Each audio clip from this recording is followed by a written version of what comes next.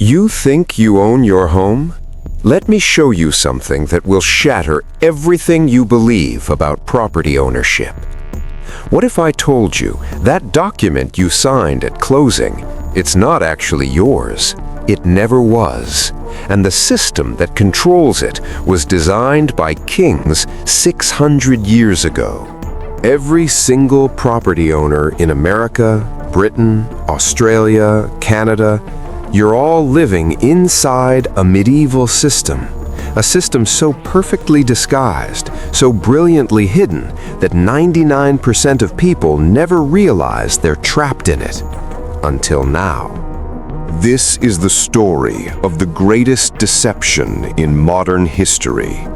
The story of how royal bloodlines created a system so powerful it survived revolutions, world wars, and still controls your property today.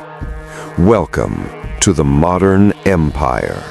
1066, William the Conqueror declares something revolutionary. All land belongs to the crown, not to the people, not to the farmers, to the king. This single decree created a system called feudalism. And here's what nobody tells you. It never actually ended. When you buy property today, you're not actually buying the land. You're buying the right to use it. The legal term? Fee simple. Sounds modern, right? Wrong. It's a feudal term from 1290. You're not an owner, you're a tenant of the state. Here's the proof you don't own anything. Property tax. Think about it. You paid off your house. It's yours, right? Then why do you keep paying the government every single year? Because you're paying rent, royal tribute, just like medieval peasants paid the king. Don't believe me? Stop paying property tax. Just stop. Within 2-3 years, the government will seize your property. Not because you committed a crime, but because the crown, the state, is the real owner.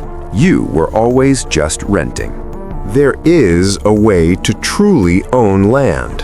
It's called allodial title, absolute ownership, free from any superior landlord.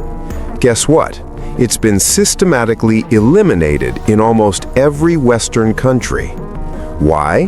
Because true ownership destroys the system. They teach you about the Magna Carta in school, the great document of freedom, right? Here's what they don't tell you. Clause 39 protected the baron's property rights, not yours. The monarchy just shared power with aristocrats. The peasants? Still landless, still powerless. The American Revolution overthrew the king. The French Revolution executed royals. But here's the sick twist. Both countries kept the royal land system. Different masters, same chains. The crown became the state. And you're still the serf. If kings controlled land in the past, who controls it now? Corporations, hedge funds, investment firms with names you've never heard. They're the new aristocracy, and they're buying everything. 2020 to 2024, hedge funds like BlackRock purchased entire neighborhoods, over 40,000 single-family homes in America alone. They're not buying to live there, they're recreating feudalism. You'll rent from them forever. Here's something that'll make your blood run cold. Land trusts. These secretive entities own over 40 million acres in the US alone. Who controls them? You'll never know. The names are hidden, just like medieval land barons hiding behind titles and proxies. Modern corporate law allows something called beneficial ownership secrecy. Translation? Companies can own unlimited land, and you'll never know who's really behind it. Delaware, Wyoming, the Cayman Islands. It's the aristocratic land hiding system, perfected for the 21st century. Bill Gates, 270,000 acres. Ted Turner, 2 million acres. John Malone, 2.2 million acres. These men own more American land than entire European countries. And here's the kicker. They're using the same legal structures royals used to hide their estates. It gets worse. Foreign investors now own over 40 million acres of U.S. farmland.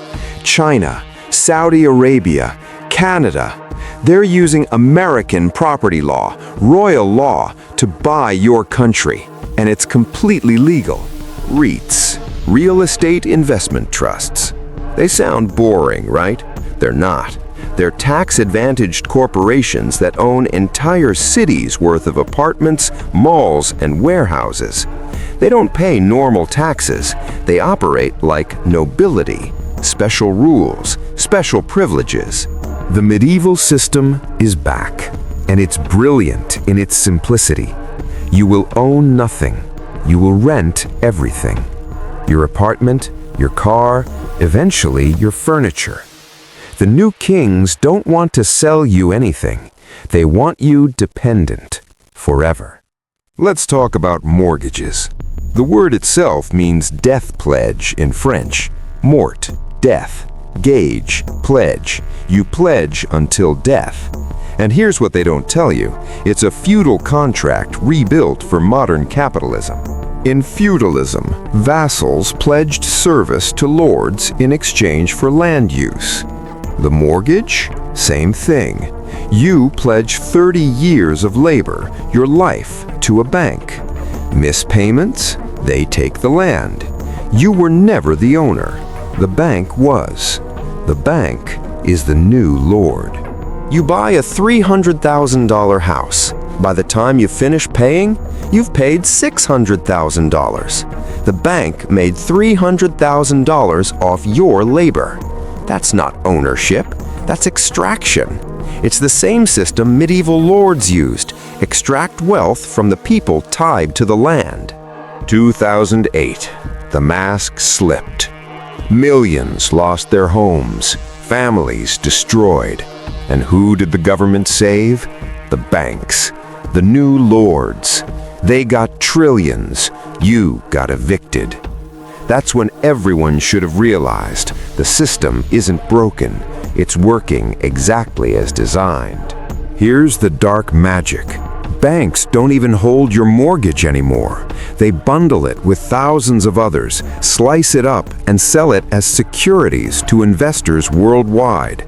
Your debt, your home, is traded like medieval land parcels, your collateral in a global casino. Who controls the banks? The Federal Reserve, a private institution with government power.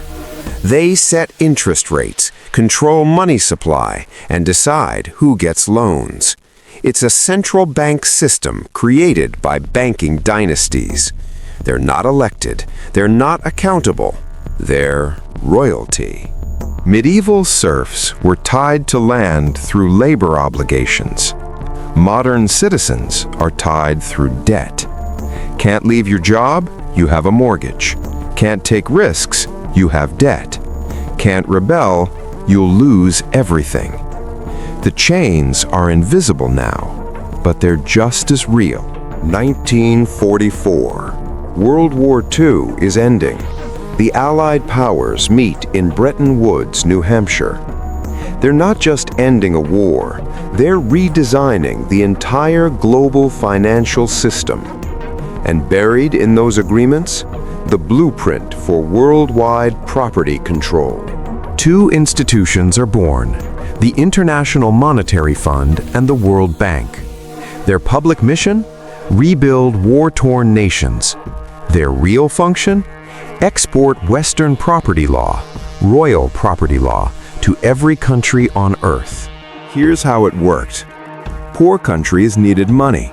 The IMF said, sure, but first, change your laws. Privatize your land. Open your markets. Allow foreign ownership. Translation: let Western corporations and banks colonize your property system. It was imperialism with a briefcase. The Marshall Plan rebuilt Europe. But look closer. It also standardized property law across Western nations. mortgage systems, banking regulations, corporate land ownership. Every country adopted the same model, the American model, which was the British royal model. West Germany became the test case. Under American guidance, they created a free market property system. Banks financing homes, corporations buying land. It looked like freedom. It was actually the Royal System 2.0, and it worked so well, every Western nation copied it. Post-war treaties like the UN Charter, NATO agreements, and later the WTO all contained clauses about property rights. They sound boring. They're not. These clauses forced nations to accept foreign investment, corporate land ownership, and banking penetration. Global feudalism by treaty. World War II did something else. It made America the global superpower. The dollar became the world's currency. American banks became the world's banks. And American property law, inherited from British royal law, became the global standard. The empire never died. It just changed flags. Today in America, less than 1% of the population owns over 40% of all private land. Let that sink in. It's worse than medieval Europe. Back then, at least people knew they lived under lords. Today, you think you're free. Who are these owners? Many are descendants of old money families, Rockefellers, DuPonts, families who made fortunes in the 1800s and 1900s. They've held land for generations, just like aristocrats. The American dream? For most, it's a myth. For them, it's birthright. How do they keep power? Zoning laws. Sounds boring, right? It's not.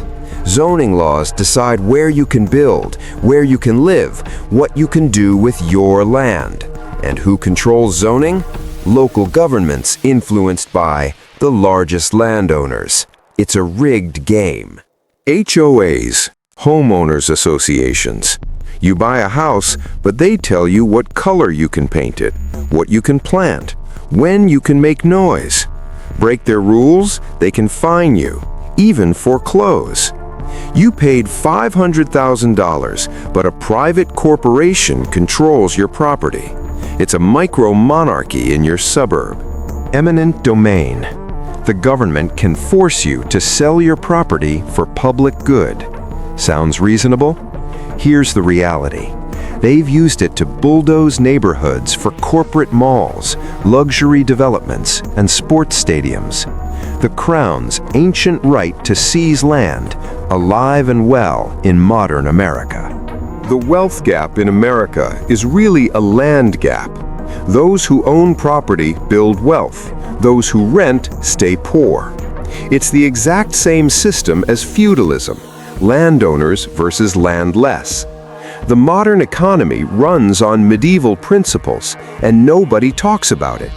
Here's the sickest part. The system convinces you that you're winning. You got a mortgage, you're a homeowner. But you're trapped. Trapped by debt. Trapped by location.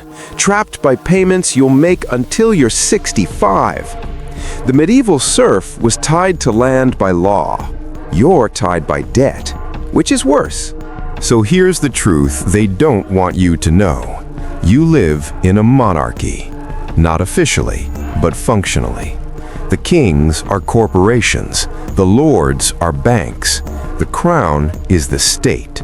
And you're still the peasant, working, paying, believing you're free, while living inside a system designed 600 years ago. The question is, now that you know, what are you going to do about it? Because awareness is the first act of rebellion, and rebellion is the only thing the empire truly fears. No voiceover. Let the silence speak.